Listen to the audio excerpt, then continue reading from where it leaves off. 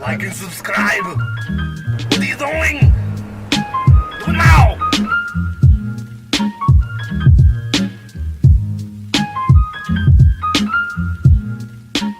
What's going on? Today we are going to do some bush trimming and do some mulch at this property, and we're just going to get it cleaned up and looking good.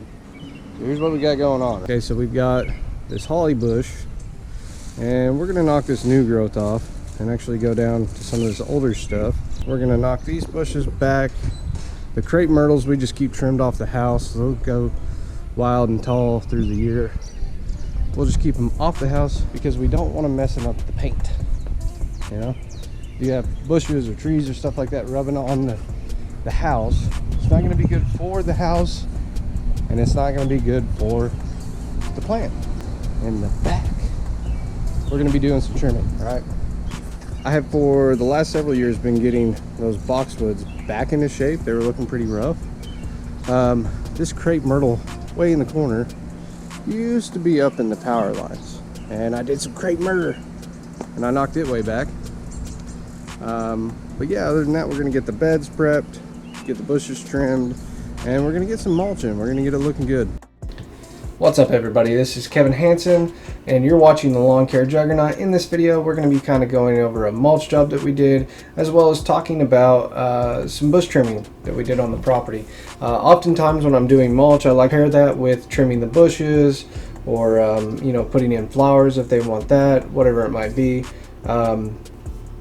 But if we're going to trim the bushes and it's around the same time we're doing mulch, I like to trim those before, and that way the mulch looks really nice and clean after I install it. This is a really good trick right here, by the way. So if you do have a walk behind mower like this, I know they're getting to be kind of the older mower and they're not as cool as stand-on mowers or zero turns, but I will say they are pretty damn versatile if you're going to use them. So this 36-inch X mark fits in the gate pretty much everywhere. I've had this for, I want to say 3 or 4 years. I think I bought it back in 2017. But as you can see, the engine sits back far enough off the deck that I can actually stack bags. So I'll put 2 bags side by side, and then I put one across, and then I stack another 2 on top, and then I can actually stack it back over the engine. So we can fit right around a yard of mulch on top of the mower, which is a really good way of moving some mulch pretty quick. And so this is one of the only spots in the video that's real time, and the reason why is I wanted to show you how fast it was to install the mulch, and then how fast it was to move to the backyard, and then how fast it was to stage the mulch. So, you know, the cool thing about bags, because I was recently asked about why I'm using bags over bulked mulch, and it's cheaper to buy it in bulk. Hey, I agree. I used to use a lot of bulk. The thing is, if you're going to be mowing lawns while you're doing mulch, then bulk mulch really, you know, it kind of gets in the way. They can if you're putting it in your trailer. If you're putting it in the back of your truck, that's cool too. But I use my the back of my truck for bush trimmings and stuff like that oftentimes.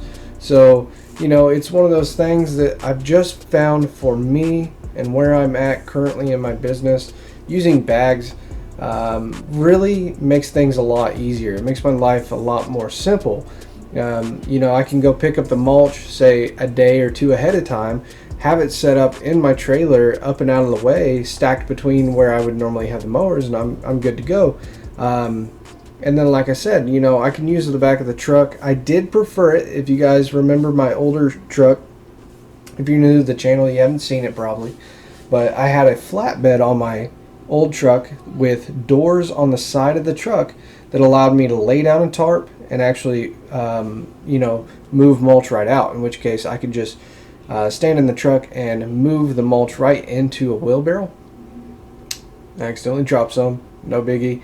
Reposition it, keep going. It's still faster than moving a yard of mulch with a wheelbarrow. I think this is one of the quickest ways that you can do it. I know there's like the mulch mate and stuff like that, but realistically, you know, like this mower right here, just so you guys know, I buy my mowers used most of the time. I haven't bought anything new other than, say, push mowers in the past. If you're going to buy a push mower, I would buy it new. But if you're going to buy, you know, an older machine like this and you know how to work on them, then you can buy an older machine and you can get them at a relatively good price. So a hydro mower like this, it's in pretty good shape. You can normally find between $1,000 to say $1,500, and there's going to be somebody that's going to say, well, that mower's only worth $700. Yeah. If you can find a really good deal, cool. If you can do it consistently, you know, maybe you ought to go into business flipping mowers in my area. I don't know. But anyways, yeah. So you can move stuff really quick. And I was talking about the truck with the flatbed. Really awesome setup. That's probably somewhere I'll move to again down the road. Not 100% sure, but that's kind of what I'm looking at. Alright, so that's you know, a real quick and easy way to get the mulch from your truck or trailer and move it into a backyard or somewhere there's distance if you don't want to carry it all. Even if I was moving it up front to these rock beds or something, if we were going to do mulch up here and there wasn't rocks there, I would probably use the same technique if I had to take it, you know, 20 or 30 feet, because that's a lot less trips and a lot less wear and tear on your body.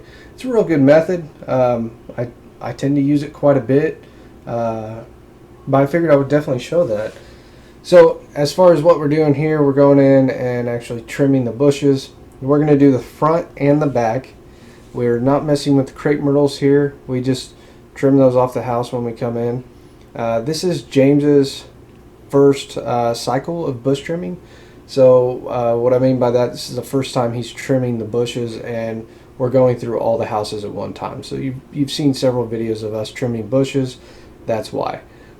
We normally trim our bushes at least 4 times a year, and we have some properties that we do 8 times a year. So once a month, and then so what we'll do is we'll cycle through like half of them and then do another cycle. You know, it really all depends. Some of them are, you know, you'll get a lot of early growth, and some of them you don't. Some houses you only need to trim once a year. Some you need to trim, like I said, 8 times a year to make them look good. It really all depends on their soil condition, what type of bushes they have, you know, where they're installed at, you know, all that kind of stuff. Do they have irrigation? Do they have fertilizing done?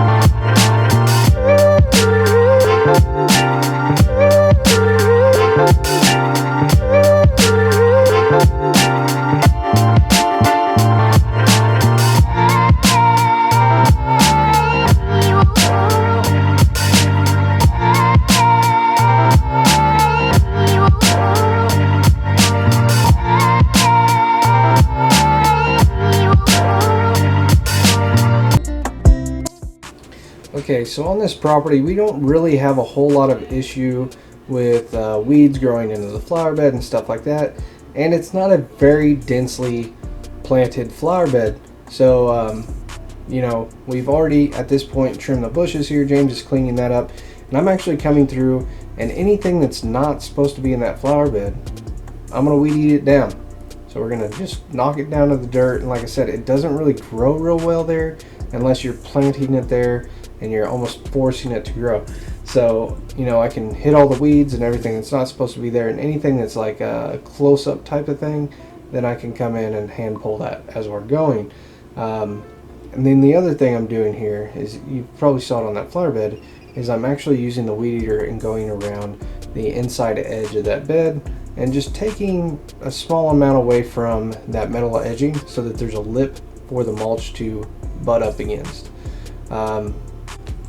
All in all, this is a pretty easy step versus pulling weeds, so that would definitely affect your pricing on say bed prep for the installation of mulch. You know, some beds you have to pull a lot of weeds and it takes a lot of time, and that will affect the amount of time that it takes to install the mulch, so that should affect your price.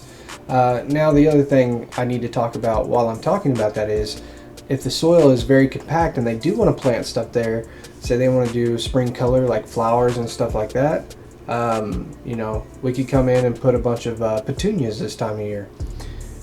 If we wanted to do that, we would also want to do soil amendments on either a partial amount of the flower bed or the full flower beds. And what we would want to do there is, before we install the mulch, we want to come in and cultivate the soil either with a cultivation tool, a shovel, or a small rototiller to actually break up compaction. And then we can bring in a soil mixture.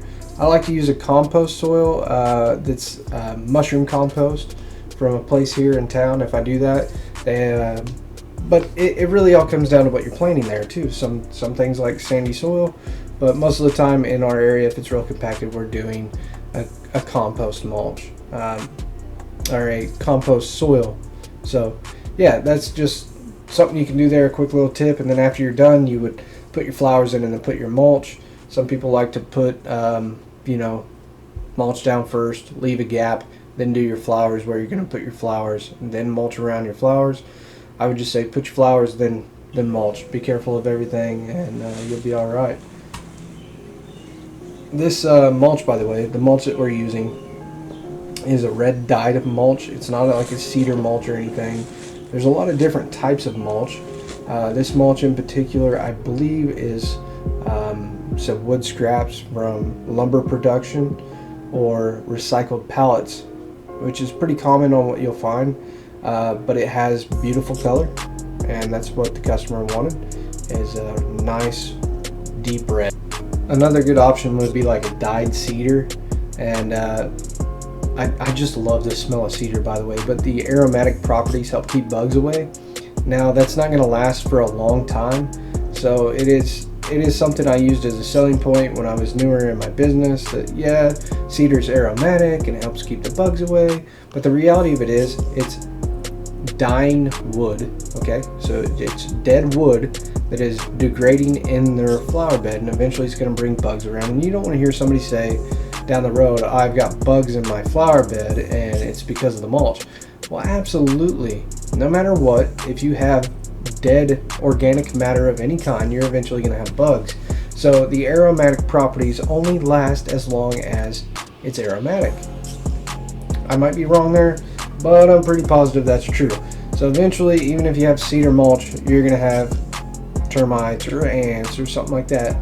And that's just something with mulch that you have to understand, is that it's going to be a harbor, just like it is for good soil conditions and can help your flower beds. It's going to be a harbor for insects and bugs, and if you don't like insects or bugs, you're going to have to spray for insects and bugs. What do you guys think? Does it look pretty good?